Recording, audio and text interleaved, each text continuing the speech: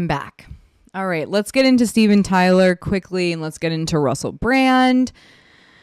Okay, so first of all, Steven Tyler's teen defense is effing insane. But before we get into that, Steven Tyler officially named an SA of a lawsuit from decades old claim. So I don't know if anyone knows about this, but it's pretty gnarly. Basically, he got sued. Her name is Julia Holcomb. Alleges that Tyler convinced Holcomb's mother to grant him guardianship over her when she was 16 years old, which consequently allowed her to live with him and engage in a S relationship. She claims they were together from 1973 until about 3 years later. So this fool adopted his which is a whole new level of alleged dad. That takes alleged dad to a whole new level. He is really I don't even know, he's like the runner up really now. The grossest alleged dad I've ever heard of. In the suit filed in Los Angeles and obtained by Rolling Stone, the plaintiff, Julia Holcomb, alleges that Tyler convinced Holcomb's mother to grant him guardianship over her when she was 16 years old. When suit was first filed over a month ago, it identified named Tyler, naming the defendants as defendant Doe 1 and Does 2 through 50. The complaint was amended to include his name, though Does 2 through 50 haven't been specified yet.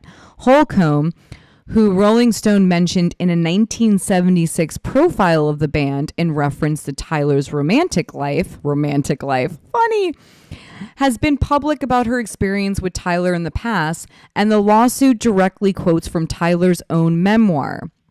In his book, without stating a name, Tyler similarly says he, quote unquote, almost took a teen bride.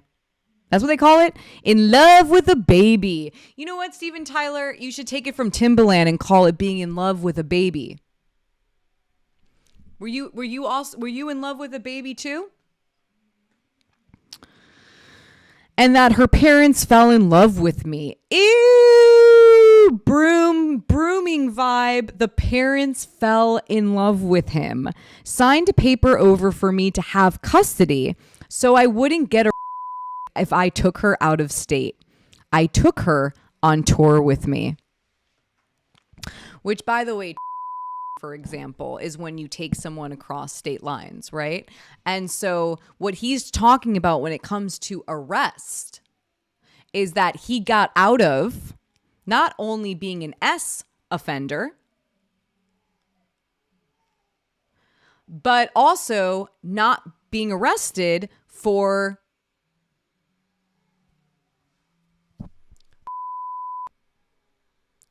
right? Or am I wrong? Of a minor? For you know what? I mean, this is just insane to me. This is just insane. The privilege of this man. Allegedly. Okay, so here is the survivor's quote here. I want this action to expose an industry that protects celebrity to cleanse and hold accountable an industry that both exploited and allowed me to be exploited for years, along with so many other naive and vulnerable kids and adults. Holcomb, who filed under her current name, Julia Misley, said in a statement regarding her suit. In the statement, she also referenced the legislation allowing her to come forward with the suit and the exploitation and trauma she claims she faced from Tyler, because I know that I am not the only one who suffered ABUSC in the music industry. No, you're not. I also did. And there are a lot of survivors out there. A lot of survivors out there with PTSD, lifelong because of these industries, because of these institutions that have been covering up for SA for too long, for decades. And when we speak up, you know what we get called? Crazy. We get called crazy, but a man who says he was in love with a baby is able to just, with no critique whatsoever, really, no critique whatsoever. But when a survivor comes forward, she's deemed crazy. I am so over it. I've hit, I think, my limit today almost. I think I've hit my limit on the alleged dads, honestly. I've hit it. I've totally hit it. In the statement, she also referenced that because I know that I am not the only one who suffered a ABUSC in the music industry. I feel it is time for me to take this stand and bring this action to speak up and stand in solidarity with the other survivors. I guess in the suit, she alleges that she was powerless to resist. Makes sense. She's a child. God, there's a lot here, but I do remember something with an abortion too, which was horrible. Hopefully I come across this while I'm live. But it says Tyler did not meaningfully follow through on these promises and instead continue to travel with ASSAULT and provide alcohol and DRUGS to plaintiff, the suit claims. Wow, this is a long article, which maybe I'll put it in the Reddit so that all of us can read it because I know that it's getting late here. But I do recommend reading this entire article and listening to the story of this survivor because it is horrendous and it really does take alleged dad to a whole other level. Guess what ends up happening? First of all, I love that Rolling Stone does end up doing an article saying that Steven Tyler's teen, you know what, defense is insane, legal experts say. 3 months after being sued for SA of a minor, the Aerosmith lead singer's responses included that the girl suing him consented.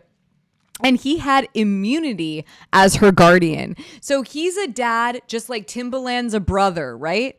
So we got Steven Tyler alleging he's a dad to this victim, this survivor.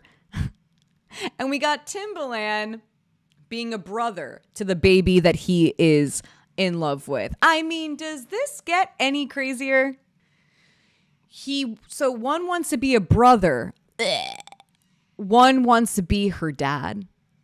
It kind of reminds me of Justin Long. Remember Justin Long when he was like about him wanting to be the dad or whatever, adopting her? Sounds a lot like Steven Tyler here. If he truly admitted in the book that he knew she was 15 and intentionally took her to a state where the law was 16, he's still in deep trouble, Ring says. That's basically, TRAFFICKING, a minor, across state lines to have S with her, which is more to R her. There's a little gray area, but bottom line, he's going to have a difficult time arguing this is consensual, if anything, in a place where the age of consent is 18. I mean, it's obnoxious that he's literally saying that because he was her guardian, her alleged dad. I mean, this is more of alleged. I can't believe how much alleged dad action is happening right now. Because he was her alleged dad, he was allowed to do whatever he wanted to do with a child. I mean, and guess what, guys? Guess what? There is another one. So in a suit filed on November 2nd, Bellino says she first encountered Tyler around 1975 when she was working as a teen model in Manhattan, per the BBC. She recalls meeting Aerosmith after a fashion show and walking to an after party at the Warwick Hotel with a band and their entourage. Bellino alleges that Tyler, her, and Root that she made a comment about a song lyric and he became visibly irritated. Bellino claims he grabbed her by the hand and into a phone booth where he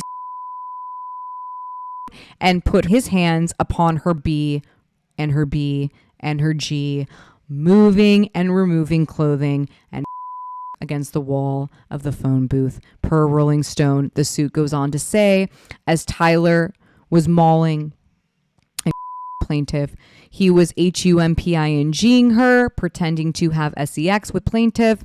Others stood by outside the phone booth laughing, and as passerby watched and witnessed, nobody in the entourage intervened. She has suffered and will continue to suffer great pain of mind and body, severe and permanent emotional distress, physical manifestations of emotional distress, embarrassment, humiliation, physical, personal, and psychological. So he gives alleged dad a whole new name, in my opinion. And it's sad because a lot of these rock stars honestly love to say that that era was just the era of being a rock star, right? And, boys will be boys, rock stars will be rock stars kind of thing. But just remember that during that time, it was still a crime. It was still a crime and it was still wrong. And so it's really good to remember that, because a lot of these alleged predators from the 60s, 70s, etc., really like to ride on the coattails of being a rock star. And a rock star does not give you permission to harm someone. Being a rock star does not make you above the law. You are not above the law because you are a rock star. So the law didn't change or anything. It wasn't like the law was different during that time. So, yeah. So that's Steven Tyler. 2 lawsuits, I guess, now. Brave survivors. I would like to say that I stand with those survivors, and they're an inspiration to us all.